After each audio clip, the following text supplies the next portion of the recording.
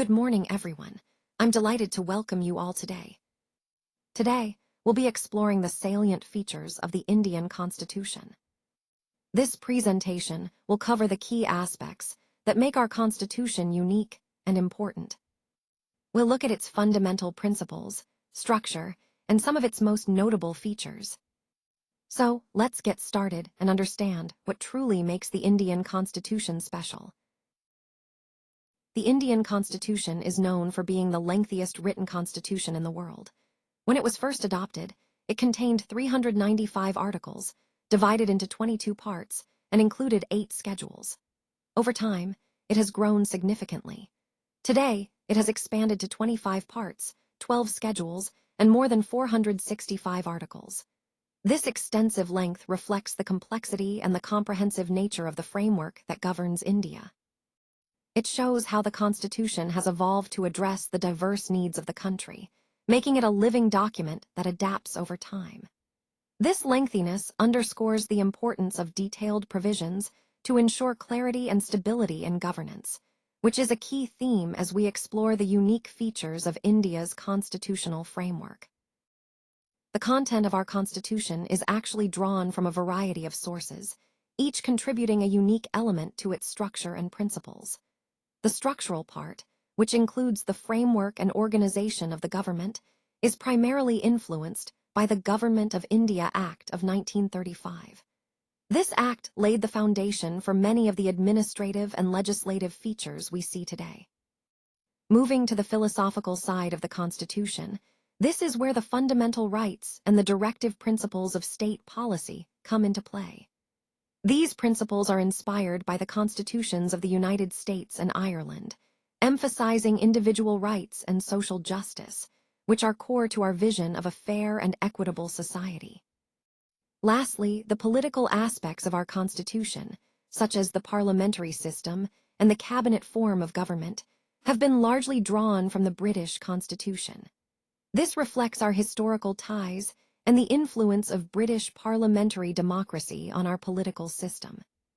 So, in essence, our Constitution is a blend, drawing from different sources to create a unique framework that suits our country's needs while also embodying universal democratic values.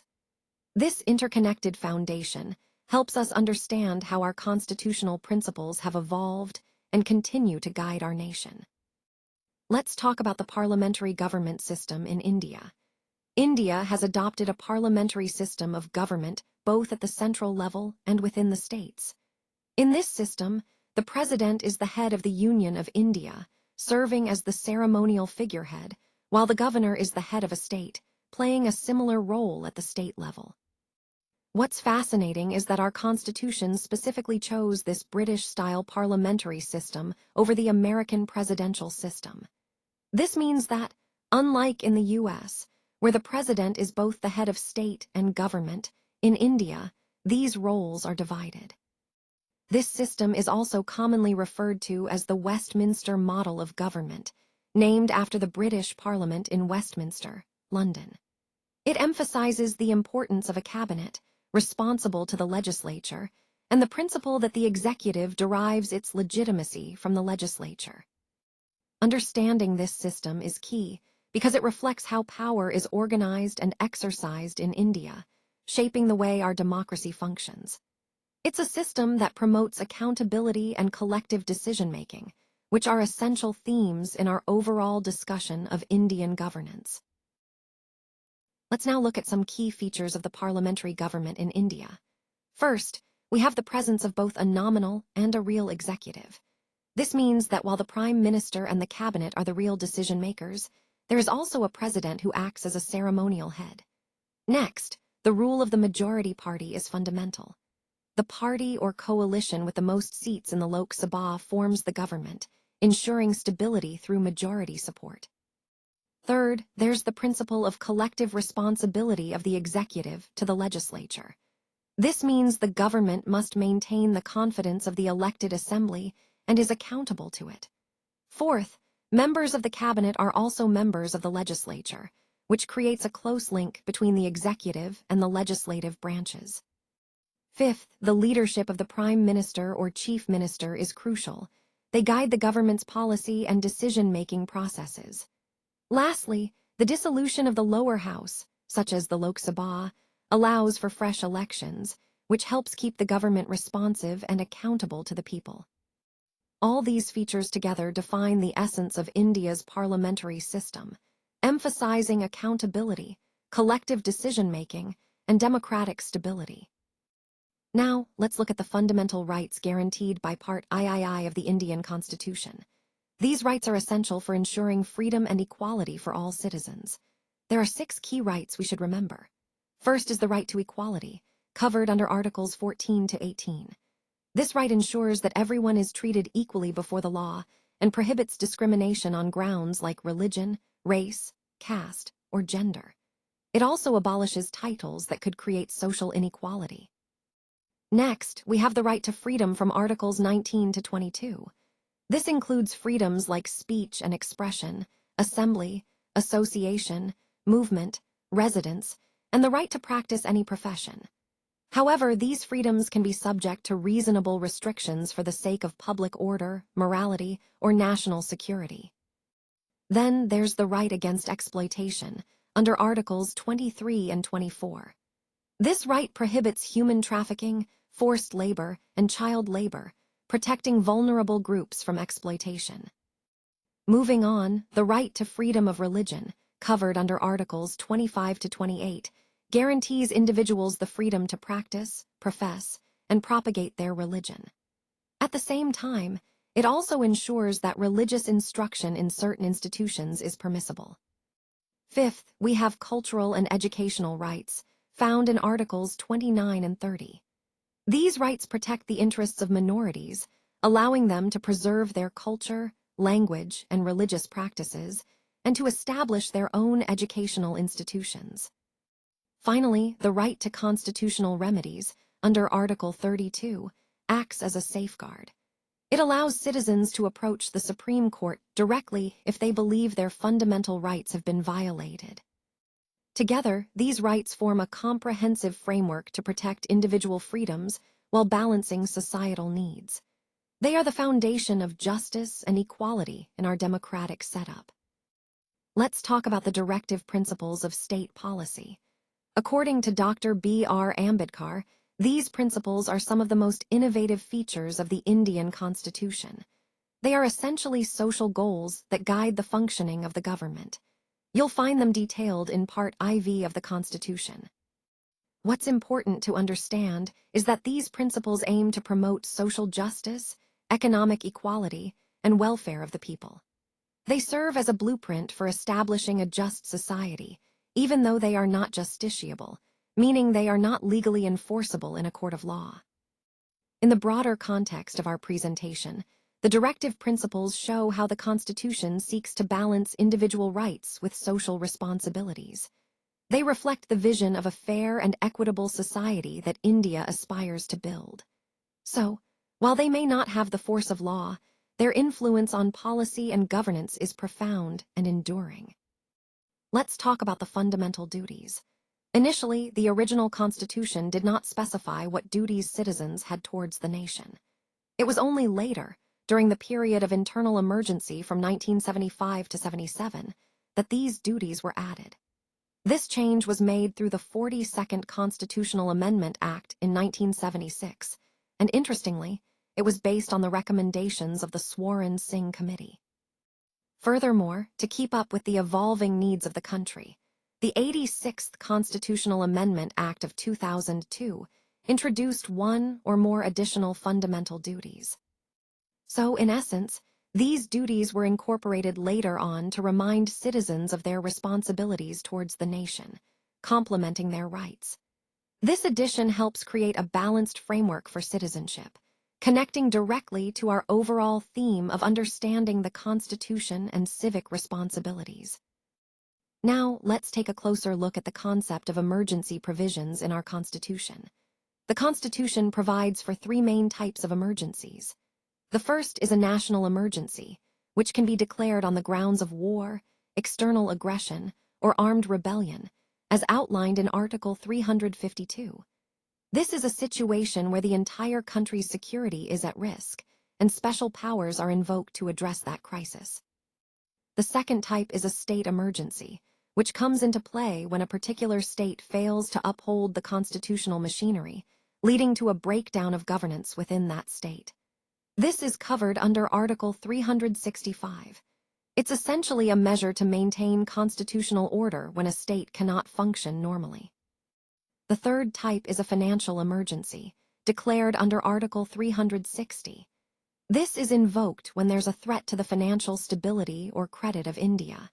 It allows the central government to direct states to observe certain financial discipline or even to reduce expenditure. All these provisions are designed to help the country respond effectively to different kinds of crises, ensuring stability and continuity of governance during challenging times. They are crucial tools within our constitutional framework, balancing emergency powers with safeguards to prevent misuse. India's constitution clearly advocates for a secular state, which means that all religions are given equal rights and support from the government. No single religion is favored or given special status as the official religion of India. This principle helps promote harmony and equal treatment for everyone, regardless of their faith. Now, moving on to the concept of universal adult franchise. This is a fundamental aspect of our democracy. It means that every Indian citizen who is above the age of 18 has the right to vote. And importantly, this right is protected without any discrimination, whether it's based on caste, sex, religion, or any other factor. Together, these principles highlight how our country upholds equality and fairness.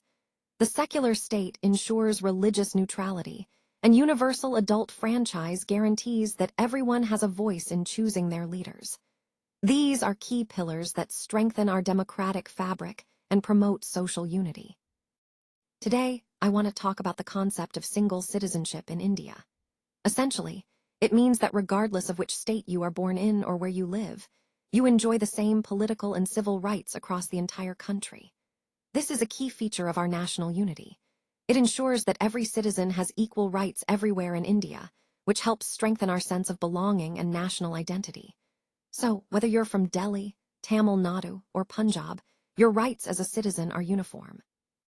This idea supports the overall theme of unity in diversity, emphasizing that despite our diverse states and cultures, we are one nation with shared rights and responsibilities.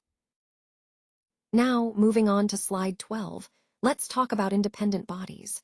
The Indian Constitution not only sets up the main branches of government, legislative, executive, and judicial, but it also establishes certain independent bodies that play a crucial role in maintaining our democratic fabric. These bodies are designed to operate independently, ensuring fair and transparent governance. For example, the Election Commission is responsible for overseeing free and fair elections across the country. It acts as a guardian of electoral integrity. Then we have the Comptroller and Auditor General, or CAG, who audits government expenditures and ensures accountability in public spending. This helps prevent misuse of funds. Next, we have the Union Public Service Commission, or UPSC, which recruits personnel for various central government positions, maintaining merit and fairness. Similarly, there are state public service commissions that perform the same functions at the state level. All these bodies are vital because they act as checks and balances, safeguarding our democracy by functioning independently of political influence. They are integral to the overall theme of ensuring transparency and accountability in governance. Now, let's move on to the 97th Constitutional Amendment Act of 2011. This was a significant step because it gave constitutional status and protection to cooperative societies, recognizing their importance in our socioeconomic fabric. This amendment brought about three major changes in the Constitution. First, it made the right to form a cooperative society a fundamental right. This means that citizens now have the legal backing to organize and form cooperatives to promote their economic interests. Second, it included provisions in the directive principles of state policy that specifically promote cooperative societies. This emphasizes the government's commitment to support and foster the growth of cooperatives as a means of social and economic development. Third, the amendment added a new part, IXB, to the Constitution, which specifically pertains to cooperative societies. This section, covering Articles 243ZH to 243ZT, provides a clear constitutional framework for their functioning and regulation. Overall, this amendment reinforced the importance of cooperatives as a vital part of our economic system, ensuring they are protected and promoted at the constitutional level. Let's take a closer look at the sources and features borrowed from various constitutions that have influenced our own. Starting with the Government of India Act of 1935, it introduced key elements like the federal scheme, the office of the governor, judiciary, public service commissions, emergency provisions, and administrative details. These laid a foundational structure for our own constitutional framework. Moving on to the British Constitution, we see the adoption of the parliamentary government system, the concept of single citizenship, the rule of law, legislative procedures, bicameralism, and prerogative rights. These principles have significantly shaped our parliamentary system. The U.S. Constitution contributed the fundamental rights, the removal process for High Court and Supreme Court judges, the post of Vice President, judicial independence, judicial review, and the impeachment process for the President. These ensure the protection of rights and the system of checks and balances. The Irish Constitution introduced the directive principles of state policy, as well as the methods for nominating Rajya Sabha members and electing the President. These principles guide the state's policy direction and electoral processes. From the USSR, we borrowed fundamental duties and the idea of justice, social, economic, and political, highlighted in the preamble, emphasizing the duties of citizens and the pursuit of justice. The French Constitution brought the concepts of the Republic and the ideals of liberty, equality, and fraternity, which are fundamental to the ethos of our nation. The South African Constitution influenced our procedures for amending the Constitution and the election process for Rajya Sabha members, ensuring adaptability and democratic representation. The Japanese Constitution introduced the procedure established by law, emphasizing the rule of law and procedural fairness.